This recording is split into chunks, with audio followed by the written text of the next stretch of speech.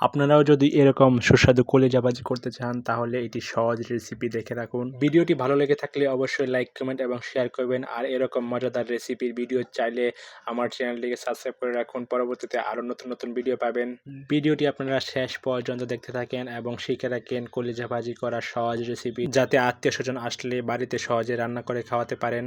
আমি এখানে কিছু পরিমাণ কলিজার টুকরা নিয়ে নিয়েছি। আপনারা আপনাদের মতো যতটুকু প্রয়োজন ততটুকু কলিজা নিয়ে রান্না করতে পারেন। তো কলিজাগুলোকে ছোট ছোট টুকরো করতে হবে।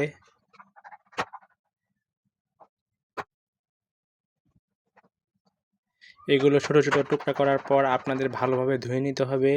ধোয়া হয়ে গেলে আপনাদের এখানে মশলা অ্যাড করতে হবে। এখানে নর্মাল মশলাই দিবেন, যেটা আমরা সাধারণত ঘরে ব্যবহার করে থাকি। এখানে মশলা হিসাবে দিয়েছি ধনিয়া, লবণ, কাঁচামরিচ আর হলুদের গুঁড়া। এখন আপনারা একটি পেঁয়াজ নেবেন, পেঁয়াজটি ভালো করে কুচি কুচি করে কাটবেন।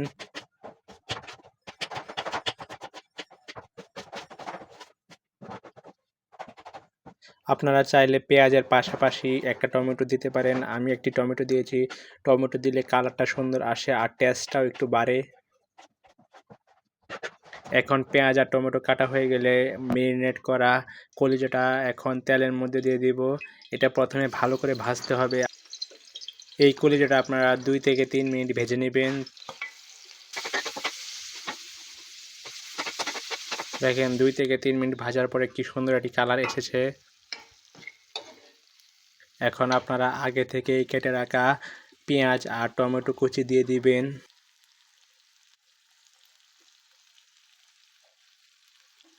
এখন পেঁয়াজ কুচি এবং টমেটো কুচিকে ভালো করে নাড়াচাড়া করে কলিজার সাথে ভালো করে মেশাতে হবে, যাতে মশলাগুলো সবগুলো একসাথে মিশে যায়। এখন দেখেন পেঁয়াজ আর টমেটো একসাথে মিশে গিয়েছে আর কি সুন্দর একটি কালার ধারণ করেছে।